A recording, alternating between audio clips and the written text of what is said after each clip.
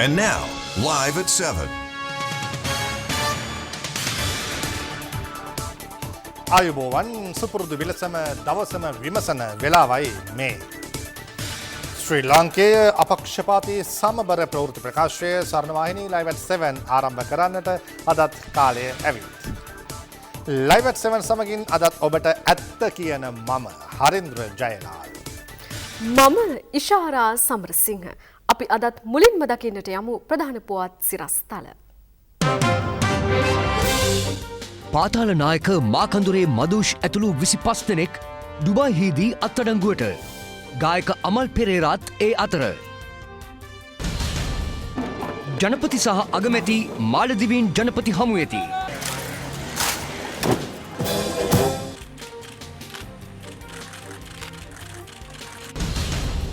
හිටපු ජනපති දමිළ මාධ්‍යවේදීන් හමුවෙයි. හිටපු රේගු අධ්‍යක්ෂ ජනරාල් යළි සේවයට. රේගු වර්ජනය නිසා පිටකොටුව ක්‍රීඩා පිටියක් වෙයි.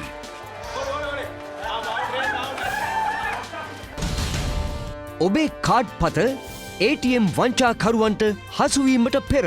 අපි කාඩ් එකක් යන්ත්‍රයකට ඇතුල් කරන ඉස්සරින් ගොඩක් අපි පරීක්ෂාකාරීව බලන්න වෙනවා.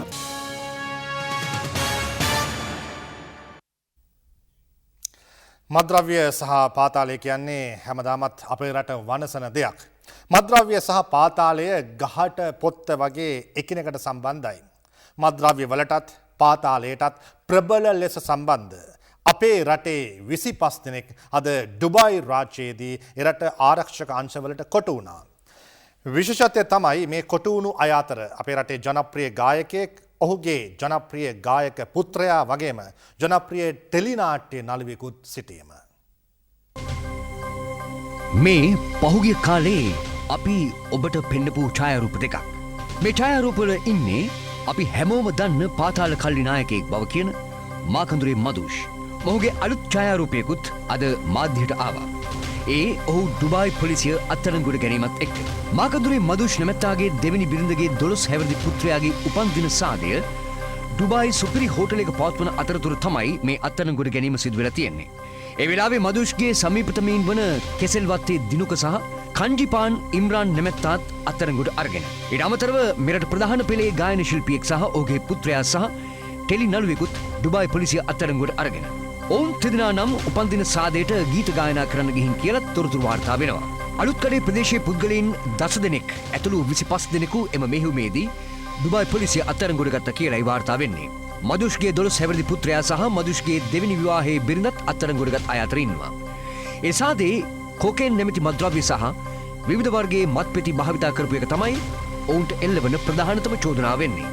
මෙරටදී කොකේන් නැමැති මද්‍රව්‍ය ග්‍රෑම් 2කට වඩා වැඩියෙන් කිසියම් පුද්ගලයෙක් සතුව තිබී අත්අඩංගුවට ගෙන අධිකරණය මගින් ඔහු වරදකරු වුණොත් මරණ දඬුවම හෝ ජීවිතාන්තය දක්වා සිර දඬුවම් නියම වෙනවා. කොහොම වුණත් ඩුබායි රාජ්‍යයේදී කොකේන් සමග කිසිවෙකු අත්අඩංගුවට පත් වුවහොත් හිමිවන දඬුවම ගැන නිල පැහැදිලි කිරීමක් නැහැ. කෙසේ වෙතත් පහුගිය කාලයේ මෙරට සිදුවුණු අපරාධ රැසක් සම්බන්ධයෙන් නම් මාකඳුරේ මදුෂ් නැමැත්තාට චෝදනා එල්ල වුණා. මෙරට සිදුවන අපරාධ රැසකට අවශ්‍ය බව කියන මාකඳුරේ මදුෂ් නැමැත්තට මෙරට නීතියට අනුව දඩුවම් ලබා දීමට නම් රාජතාන්ත්‍රික වශයෙන් මැදිහත් වී ඔහු ඇතුළු පිරිස මෙරටට ගෙන්වා ගැනීමේ හැකියාවක් තිබෙනවද? කොහොම වුණත් මේ ගැන අද පාර්ලිමේන්තුවේදී රංජන් රාමනායක රාජ්‍ය ඇමතිවරයාත් කතා කළා. අපි කනගාටු වෙනවා. නමුත් අපිට කවදාවත් අර ඒ කාලේ හිටිය ජනාධිපතිවරු වගේ අපිට චොපර් එකෙන් ගිහිල්ලා උංග බදා ගන්නට බෑ. මම ඒ පූර්වාදර්ශය දෙන්න එපයි කියලා අපේ අද ඉන්න නායකතුමන්ලට කියනවා.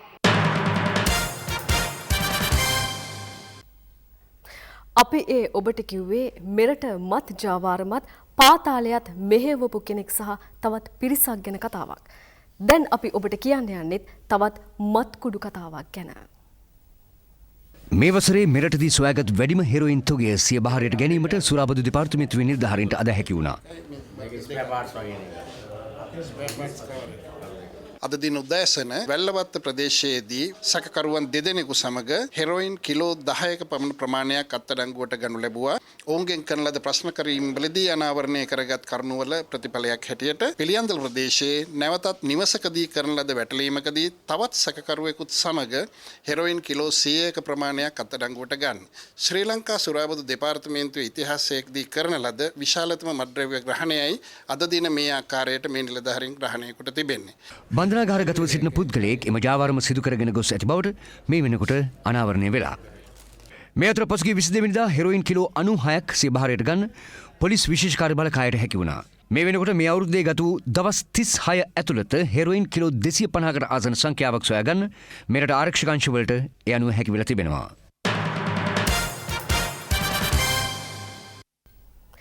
නීති විරෝධී මත් ජාවාරම් මැඩලීමට පුළුල් සහයෝගයකින් යුතුව කටයුතු කරන්නට මාලදිවයිනත් ශ්‍රී ලංකාවත් අද එකඟතාවකට පැමිණියා. ඒ දෙරටේ නායකයින් අද පෙරවරුවේ හමු වූ අවස්ථාවේදී 71 වෙනි ජාතික දින සැමරුමේ ප්‍රධාන ආරාධිත අමුත්තා ලෙස සහභාගී වුණ මාලදිවයින් ජනාධිපති ඉබ්‍රහීම් මොහමඩ් සෝලි මහතා වෙනුවෙන් අද පෙරවරුවේ ජනාධිපති කාර්යාලයේදී නිල පිළිගැනීමේ උත්සවයක් පැවැත්වුණා.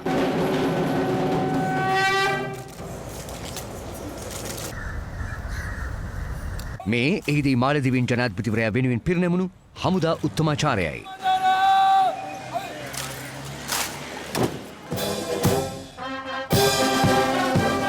අග්‍රාමාත්‍ය රනිල් වික්‍රමසිංහ මහතා සහ අමාත්‍යවරුන් කිහිප දෙනෙකුත් මේ අවස්ථාවට සහභාගී වුණා.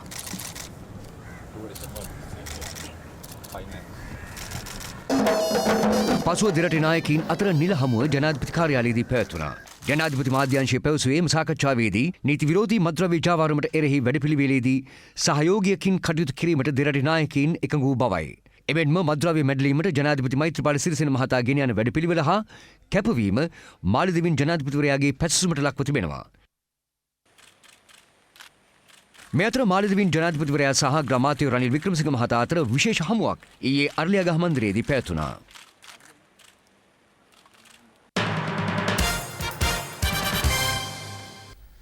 ඊයේ ජාතික දිනේදී ජනාධිපතිතුමා කරපු කතාව තරමක් සැර කතාවක්.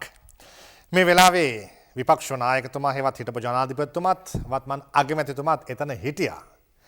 කතාවෙන් පස්සේ හිටපු ජනාධිපතිතුමා වත්මන් ජනාධිපති මෛත්‍රීපාල සිරිසේන මහතාව මුණ ගැහිලා මේ කරපු කතාව ගැන කතා කරලා. ඒ වෙලාවේදී හිටපු ජනාධිපතිතුමා මොනවද මෛත්‍රීපාල සිරිසේන ජනාධිපතිතුමාට කිව්වේ කියලා එතුමා අද දමිළ මාධ්‍යවේදීන් පිරිසක් හමු වුණු වෙලාවේදී කිව්වා. මේ හදිසියකට කන්ස්ටිටියුෂන් එක හදන්න බෑනේ. 19th amendment අපිට ගහන්න ඉලෙක්ෂන් එකට ඉස්සෙල්ලා දැම්මා. ඊට කලින් අර 18th amendment දෙමනේ ඇත්තේ. ඔයි හදිසියකට ඒක හරියට ඇදුවනේ GLP නිසා. මම 18th amendment එකත් ඔස්සේ මට කන්ටෙස්ට් කරන්න ඕන කමට නෙමෙයි හැදුවේ. දැන් බලන්න මම වැඩ කරාට පස්සේ ජැෆ්නවල north east මට කියන්න මෙන්න මේ ප්‍රොජෙක්ට් එක අලුතෙන් හැදිලා තියෙනවා කියලා. මට ඊයේ ප්‍රෙසිඩන්ට් නෙවෙයි නෑනේ කිව්වේ. අන්තිම අවුරුදු 4 විතර අපි හරියට කරලා දිනවා කියලා කිව්වේ. කොහොමද මම ඉස්සරහ කිව්වේ? ඔව් ඉතින් මගේ ඉස්සරහත් කිව්වා. මම ගිහින් කිව්වා එතුමාට මේ හතර වටේටම ගැව්වා නේද කියලා. රනිල් ළඟ තියාගෙන කිව්වා. රනිල් මෙහෙම තියාගෙන මම කිව්වා. සාමාන්‍ය ඒ කාලේ මම කිව්වා දැන් මේ හිරකරුවන් නිදාස් කරන එක ඔබ අනාවශ්‍ය විදිහට අපිට කරන්න යනවා දැන්. නෑ අපි එදා ඉඳන්ම කිව්වේ. එදා එහෙම කිව්වා දැන්. දවස් 51ක් තිබුණා. ඒ කාලය ඇතුළේ ඔයගොල්ලෝ ඒක කරන්න බැරි වුණේ. ඒ කාලේ බලයක් නෑනේ. උසාවියෙන් තහනම් කරානේ. ඉතින් මම රිලීස් කරේ 19500. ඒ රිලීස් කරපු එක ගැන කතා කරන්නේ නෑ. නෑ ඒක කියන්නේ නෑ ඔයාලා ඒක වාලා මේක බැරි වුණේ මොකදද කියලා ඔයා අහන්නේ. නෑ ඒක වල්ලීවේ දැන් අත් වශයෙන්ම TN එකට විරුද්ධ පක්ෂීන්නත් බෑනේ. එයාලා ප්‍රසිද්ධිය කියනෝනේ එයාලා ආණ්ඩුවට සහයෝගය දක්වනවා කියලා. ඔබතුමාලත් ඉන්නවා ප්‍රෙසිඩන්ට් එක. ප්‍රෙසිඩන්ට් තාපු ඉන්නවා. නෑ අපි ප්‍රෙසිඩන්ට් එක නෑ. අපි මේ පක්ෂයේ ඉන්නවා. ඒක වෙනම කතාවක්. අපි විරුද්ධ වෙන්න ඕන තැන් වලදී විරුද්ධ වෙනවා. එතකොට ප්‍රෙසිඩන්ට් දැන් ඇවිල්ලා ඉන්නවා විපක්ෂයට. පක්ෂයට ඇවිල්ලා නෑනේ දැන් ඊයේ ගැහුවානේ UMP එකටත් ගැහුවා අපේ ආණ්ඩුවටත් ගැහුවා. එයා හිටපු ආණ්ඩුව. දැන් ඔබතුමාලා කිව්වනේ මෙම්බර්ෂිප් එක පොල්ටෙන් ගත්තේ නැහැ කියලා. දැන් ඇත්ත ගත්තේ නැහැ. දැන් සෝෂල් මීඩියා වලින් අපි දැක්කා ඒ ඉතින් අර ඒ ඇප්ලිකේෂන් දැක්කද කාඩ් එක නැහැ ඒක. නෑ. තිබුණා කාඩ් එකක් තිබුණා. ඉස්සුද ළමයි පොඩියට තිබුණ ඇප්ලිකේෂන් එක. පොඩියට තිබුණ ඇප්ලිකේෂන් එක.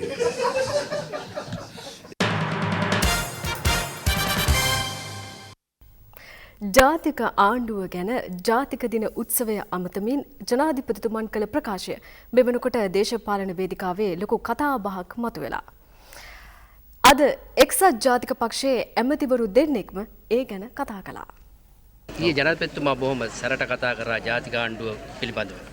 පාර්ලිමේන්තුවේ තියෙන මන්ත්‍රී සංඛ්‍යාව අනුව තනි පක්ෂයකට යන්න අමාරු තත්ත්වයක් තියෙන්නේ. ජාතික ආණ්ඩුවම එන්න ඕන බහුතරය ගන්න. ඒක නිසා තමයි ආණ්ඩුව ශක්තිමත්ව ගෙනියන්න තමයි රජය කල්පනා කරලා තියෙන්නේ. මේක ජාතික ආණ්ඩුවකට යන්න ඕනේ. අද මේ ජාතික ආණ්ඩුව පිටවන්නේ අපි ව්‍යවස්ථානුකූලව ඒකට කාටවත් මුකුත් කියන්න බෑ. මම අහන්නේ රටක් අස්ථාවර කරනවාද රට ස්ථාවර කරනවාද කියලා තමයි කල්පනා කරන්න ඕන. පළාත් සභා මැතිවරණයක් එන්නේ නැද්ද? පළාත් සභා මැතිවරණයක් එන්න ඕනේ. පළාත් සභා මැතිවරණය අපි නෙමෙයි කල් දැම්මේ. ශ්‍රී ලංකා නිදහස් පක්ෂ ඇමතිවරයෙක් හිටියේ. අපි කිව්වා පරණ ක්‍රමයට තියමු කියලා. ඒගොල්ලෝ කිව්වා සීමා නිර්ණය ඕන කියලා. සීමා නිර්ණය පරක් වුන නිසා තමයි පළාත් සභා මැතිවරණේ පරක්. රටක් හදන්න යනකොට බාධා වීම තමයි ලොකුම තියෙන ප්‍රශ්න. ඒක අපි නැති කරන්නම අවශ්‍යයි. ප්‍රශ්න තියෙනවා. නමුත් ප්‍රශ්න වලට අපි මැදිහත් වෙලා බය නැතුව ක්‍රියාත්මක කරේ නැත්නම් කවදාක්වත් ඒ රටක් ඉදිරියට හදන්න බෑ. ඊයේ ජනාධිපති නිදහස් දවසේ කියන දූෂණයෙන් තොර ගමනක් ඇති කරන්න ඕනේ කියලා. ඒ වචනේ ලේසි කියන්නේ. ක්‍රියාත්මක කරන්න බය නැතුව ඉදිරියපත් වෙන්න ඕනේ. ඔබ ගාවත් බොහෝ දුරට අනිවාර්යෙන්ම බැංකු කාඩ් එකක් ඇති. ඔබේ බැංකුවේ තියෙන සල්ලි ඔබේ බැංකු කාඩ් එකෙන් ඔබව භාවිත නොකර වෙනම හොරෙන් ගන්න පුළුවන් ජාවාරමක් මේ වෙනකොට ක්‍රියාත්මක වෙනවා. ඒ ජාවාරමට සම්බන්ධ තවත් පුද්ගලයෙක්ව පෙරේදාත් පොලිසිය අත්අඩංගුවට ගත්තා. ඇත්තටම මේ ජාවාරම සිද්ධ කරමින් ඔබේ බැංකු කාඩ් පතින් කාඩ් පත භාවිත නොකර මුදල් ගරන්නේ කොහොමද කියන බව අපි අද හොයලා බැලුවා. ATM යන්ත්‍රවලින් මුදල් වංචා කිරීමේ සිද්ධීන් වරින් වර රාජගිරිය කළුබෝවිල කොළඹ මිරිසාදී ප්‍රදේශ ගණනාවකින් වාර්තා වීමත් සමග අපරාධ පරීක්ෂණ දෙපාර්තමේන්තුවේ සම්බන්ධයෙන් විමර්ශනයක් ආරම්භ කළා. ඒ විමර්ශනවල ප්‍රතිඵලයක් වශයෙන් පෙරේදා පානදුර පොලිසියේද සහාය ඇතිව පානදුර නගරයේදී යුක්‍රේන ජාතිකයෙකු අත්අඩංගුවට ගැනුණා. මේ සම්බන්ධයෙන් පසුගියදා පොලිස් මාධ්‍ය ප්‍රකාශකවරයාත් තොරතුරු අනාවරණ කළා. ශ්‍රී ලාංකිකයන් සහ විදේශිකයන් විශේෂයෙන්ම නයිජීරියානු ජාතිකයින් කිහිප දෙනෙක්ම අත්අඩංගුවට පත් වුණා. මේ විදිහට ATM යන්ත්‍රවලින් මුදල් වංචා කිරීමට ජාවාරම් කරුවන් පාවිච්චි කරන උපක්‍රම මොනවාද? ATM යන්ත්‍රවලට අලවනවා ඉලෙක්ට්‍රොනික් ඩිවයිස් එකක්.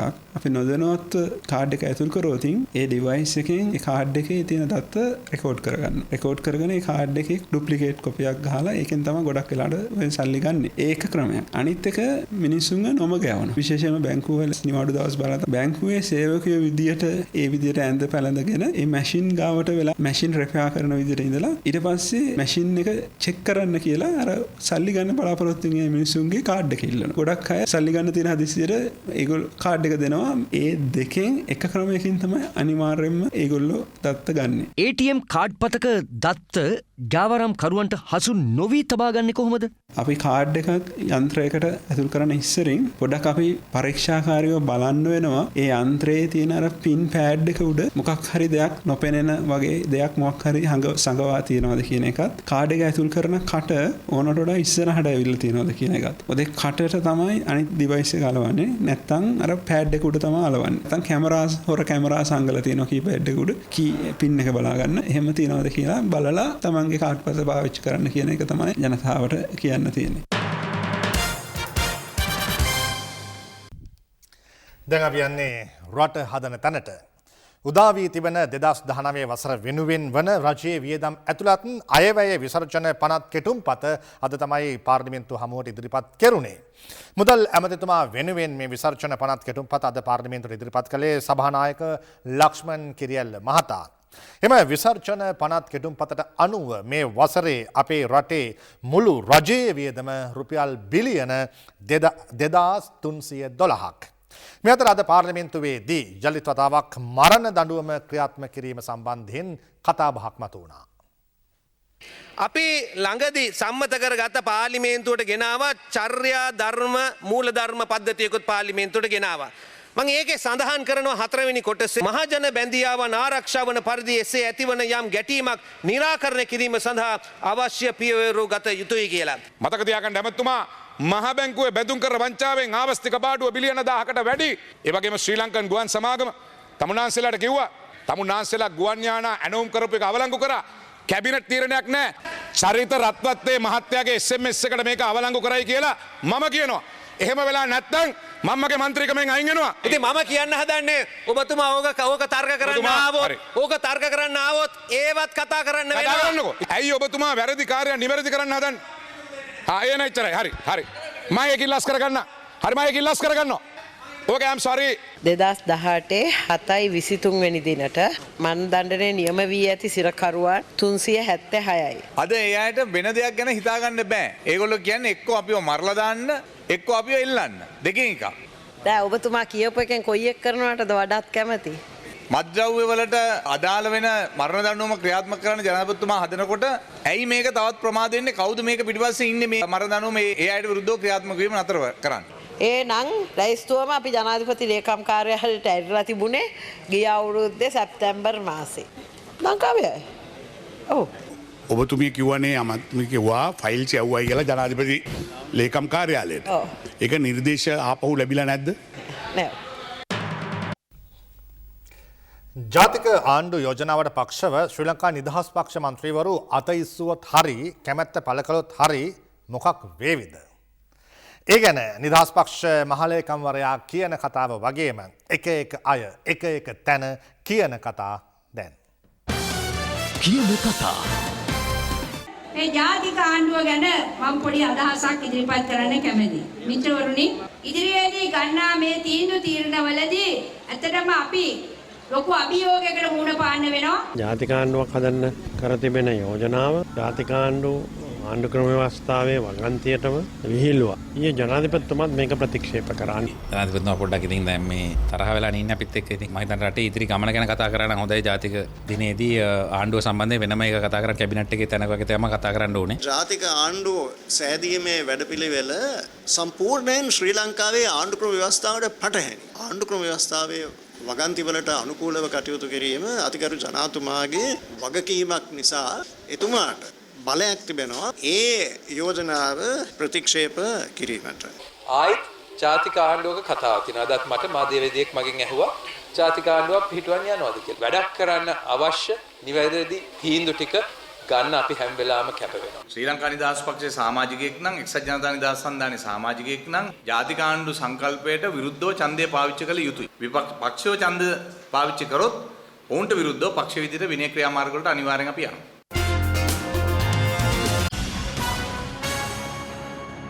This is Live at 7.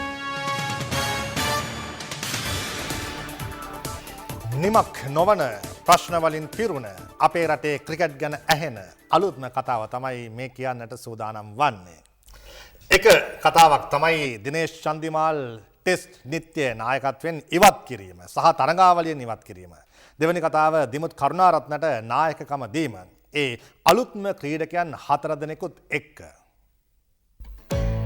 Sri Lanka cricket කණ්ඩායම ලෝක කුසලාන ක්‍රිකට් තරඟාවලියට පෙර සහභාගී වන අවසන් ක්‍රිකට් තරඟාවලියට සහභාගී වීම සඳහා හෙට දිනේදී දකුණු අප්‍රිකාව බලා පිටත් යාමට නියමිතයි. මේ තරඟාවලියේදී ටෙස්ට් තරඟ 2කට, එක්දින තරඟ 5කට, 20 තරඟ 3කට ශ්‍රී ලංකා කණ්ඩායම සහභාගී වන අතර ටෙස්ට් තරඟාවලියට සහභාගී වන ශ්‍රී ලංකා සංචිතය අද ප්‍රකාශයට පත් කෙරුණා.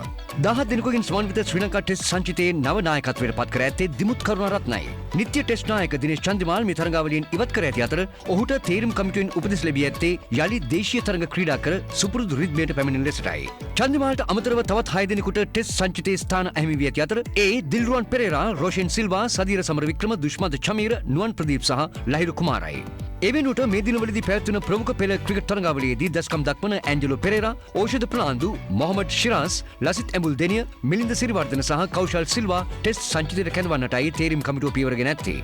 ඇන්ජලෝ පෙරේරා පසුගියදා SSC ක්‍රීඩා සමාජය සමග පැවති තරඟයේදී ඉනිම් දෙකේදීම ද්විත්ව ශතක දෙකක් වාර්තා කරන්නට සමත් වූ අතර ඔහු ඉතිහාසයට එක් වුණේද එවැනි දක්ෂතාවයක් දැක් වූ ලොව දෙවෙනි ක්‍රීඩකයා ලෙසටයි. ඇන්ජලෝ මැතිව්ස්ගේ ආබාධය සුව වී තිබුණත් ඔහු ටෙස්ට් සංචිතයට කැඳවන්නේ නැත්තේ එළඹෙන ලෝක කුසලානය ගැන අවධානය යොමු කරමින්. ශ්‍රී ලංකා ටෙස්ට් සංචිතය වන්නේ දිමුත් කරුණාරත්න, නිරෝෂන් දික්වැල්ල, ලහිරු තිරිමාන, කෞශල් සිල්වා, කුසල් පෙරේරා, කුසල් මෙන්ඩිස්, මිලින්ද සිරිවර්ධන, ධනංජයද සිල්වා, ඕෂධ ප්‍රනාන්දු, ඇන්ජලෝ පෙරේරා, සුරංග ලක්මාල්, කසුන් රාජිත, විශ්ව ප්‍රනාන්දු, චාමික කරුණාරත්න, ලක්ෂාන් සඳකැන්, මොහමඩ් ශිරාස් සහ ලසිත් ඇඹුල් දෙනිය.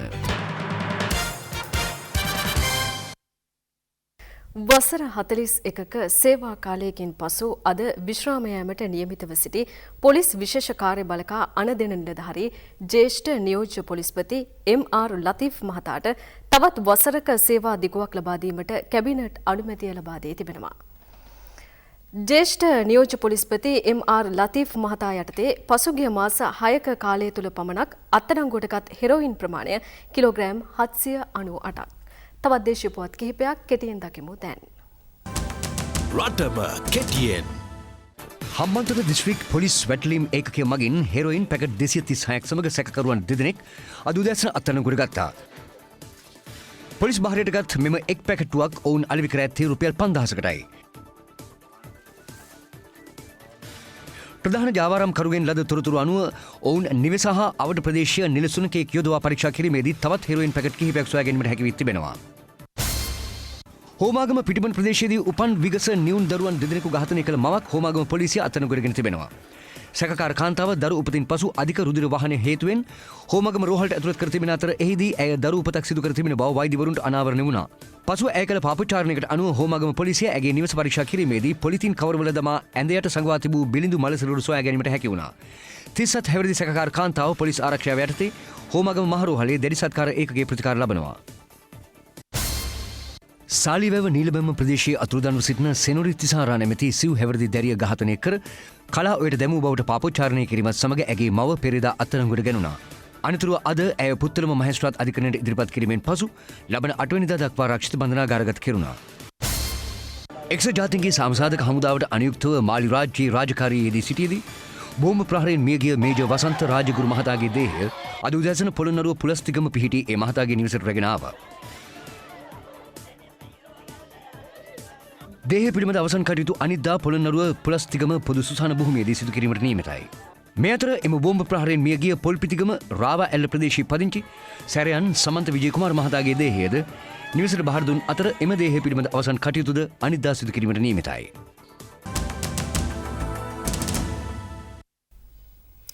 ඔස්ට්‍රේලියාවේදී අත්හදා බලන බොහෝ ක්‍රීඩකයන් ප්‍රමාණවත් පරිදි දස්කම් දක්වන්නේ නැති හින්දාද මන්දා අද පිටකොටුවේත් ක්‍රීඩකයන් පිරිසක් ක්‍රිකට් පුහුණුවීම් වල නිරත වෙනවා දකින්න ලැබුණා.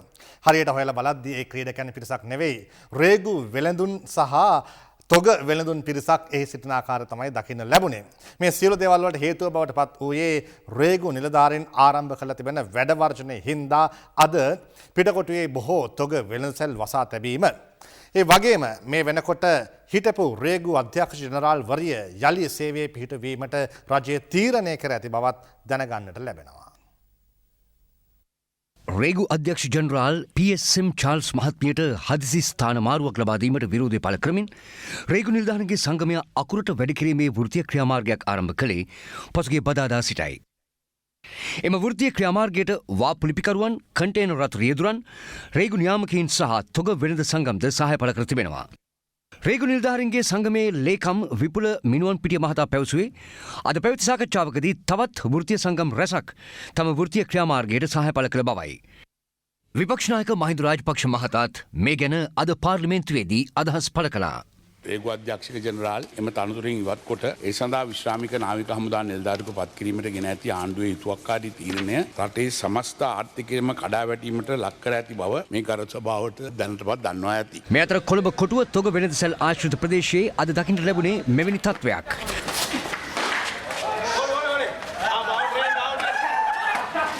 ඒ අනුව කොළඹ පිටකොටුවේ තොග වෙළඳසැල් 300ක් පමණ අද වසා දමා තිබුණා. අලලෝනෝ ටෙන්ගිය කුණුනාට පස්සේ අපි අරගෙන ඒක විකුණන්නත් බෑ. රජයෙන් මොනාරි මේකට තීරණයක් ගන්න ඕනේ. බලාගෙන හිටියොත් මේක ලොකු ප්‍රශ්නයක් නේ. මේ පිළිබඳව දැනුවත් කිරීමට අත්‍යවශ්‍ය ආහාර ද්‍රව්‍ය ආනයනකරුවන්ගේ සහ තොග වෙළඳුන්ගේ සංගමය අද මාධ්‍ය හමුවක්ද කැඳවා තිබුණා. ගිය සුමානේ ආපු බඩුත් මේ සුමානේ බඩුත් ඇවිල්ලා තියෙනවා. දැන් ලබන සුමානේ බඩුත් තියෙනවා. මේ කන්ටේනර් ක්ලියර් කරගන්න ඕන. දාස් ගාණක් ඉර වෙලා තියෙනවා. වෙළඳාම කරන්න බඩු නැහැ. එක පැත්තකින් පරිහානියටපත් වුණු මේ ආහාර ද්‍රව්‍ය අපි ගෙනාපුවම එදා මුල් තත්ත්වයේ අලෙවි කරන්නට බැරි වෙන. දෙක මේ අතිරික්ත ගාස්තු එකතු වීමෙන් ඒ භාණ්ඩය මත පැමිණෙන වියදම බොහෝසේ ඉහළ යනවා. එතකොට මේක අවසානයේදී දරන්නේ කවුද? මහ ජනතාව. කෙසේ වෙතත් මේ වෘත්තීය ක්‍රියාමාර්ගයේ හින්දා තවත් පිරිසකුත් පීඩාවට පත්ව සිටි අයුරුයි මේ. මොකද මේ ආණ්ඩුව කරන අපරාධ මිනිසුන්ට බලන්න අපිට කණ්ඩත් නැහැ බොණ්ඩත් නැහැ එංගා කන්න වෙලා තියෙන්නේ කොහොමද වාලා තිබ්බම කොහොමද අපි අම්බ කරලා කන්නේ ගම්පහ නයිවල පැත්තේ ළමා උද්‍යානයක ඊයේ සිදුවුණු අනතුර ඔබට මතක ඇති. ඒ අනතුරට ලක් වූ මව ඊයේ මිය ගියා. ඒ වගේම 13 හැවිරිදි දියණියත් අද ජීවිතයෙන් සමුගත්තා. වේයන්ගොඩ නයිවල පිහිටි පෞද්ගලික ළමා උද්‍යානයක මේ බූවල්ලා යන්ත්‍රයේ අසුනක් ගැලවී අනතුරක් සිදුවුණේ ඊයේ පෙරවරුවේදී. තල මේගොල්ලෝ හිතේ නිකන් සිහිය නැතුව වැටලයි කියලා මේ පාක් එකේ ආයි ඉඳලා තියෙන්නේ. දුවලා ගිහින් මේ නෑනව ඉස්සුවා. උස්සනකොට මෙහෙන් කඩාගෙන හැලුණලු. එන කොන්ක්‍රීට් මේකක් තියෙනවා ඒකේ වැදිලා. දුවත් වැදිලා ඈතට ටිකක් විසියලා තියෙනවා. මගේ දරුවා අරන් ඵලයෝ මේවා නතර කරපියෝ කියලා කෑ ගහලා තියෙනවා ඉතින් අයියා. මේ ඇම්බුලන්ස් එකේ පැය භාගයක් තිස්සේ යතුරු නැති වෙලා හොයනවලු දැන් මේ යතුරු නැහැ. ඒ පැය භාගයක් ප්‍රමාද වෙලානේ එතකොට. අර ලේ සම්පූර්ණ බැහැලා තිබිලා එතකොට ඒ ළමයාගේ. කොහොමුණත් පසුව මව සහ දියණිය ගම්පහ රෝහලට ඇතුළත් කළත් ඒ වෙද්දී 48 හැවිරිදි මව ජීවිතෙන් සමගෙන තිබුණා. හිසට බරපතල විදිහට හානි වුණු 13 හැවිරිදි රශ්මි අර්ලිය දියණිය ගම්පහ රෝහලෙන් ජාතික රෝහලේ දැඩි සත්කාර ඒකකට ඇතුළත් කළත් එහි වෛද්‍යවරුන් පැවසුවේ ඒ වෙද්දී දියණියගේ මොළය අප්‍රාණිකව පැවතියා කියලයි. ඒ අනුව දියණියට ප්‍රතිකාර කළාට තේරුමක් නැහැ කියලා වෛද්‍යවරුන් ප්‍රකාශ කිරීමෙන් පසු ඒ අය ඇයව නැවත ගම්පහ රෝහලට මාරු කළා. පසුව එම දියණිය අද පෙරවරුවේ මිය ගියා.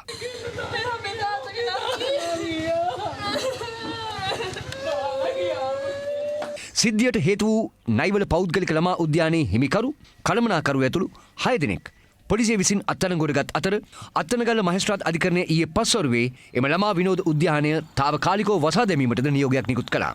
අත්අඩංගුවටගත් එම පිරිස ලබන 13 වෙනිදා දක්වා රක්ෂිත බන්ධනාගාරගත කිරීමටයි අත්තනගල්ල අධිකරණය අද නියෝග කළේ. අපේ මුළු ගමම එකතු වෙලා යනවා අපිට මේ වෙනුවෙන් සාධාරණයක් ඉෂ්ට වුන් නැත්නම් අපි යනවා යන්න පුළුවන් උපරිම තැනට යනවා ඕක වහන තැනට වැඩ කරනවා. අපි දැනට ඔබෙන් සමුගෙන යනවා. මීළඟ ප්‍රවෘත්ති ප්‍රකාශය අදත් රාත්‍රී 10:30ට ඔබට සුබ රාත්‍රියක්.